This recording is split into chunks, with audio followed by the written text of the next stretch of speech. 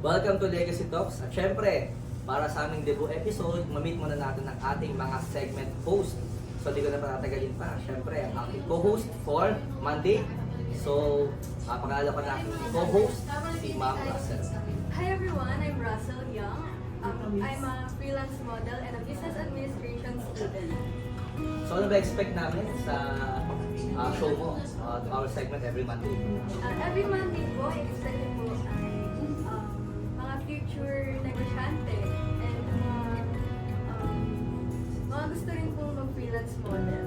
Ayan, so mga aspirant batang negosyante, aspirant na mga estudyante na gusto maging model. At mga negosyanteng makabayan. Ayan, so ano pala to? Youth Empowerment every Monday. So, plug mo naman ang ating iyong social platform, so you can follow me. You can follow me on my social media platform.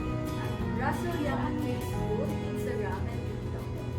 Yun, at syempre don't forget to watch us live here at Interaction News Daily, sa Legacy Talks platform, and of course, you can listen to us at Radio Bandera, 90.3 FM, Central Luzon, every Tuesday and Thursday. So, see you there, abangan nyo kami dahil marami kaming sorpresang bisita at pasorpresa sa amin. Ha?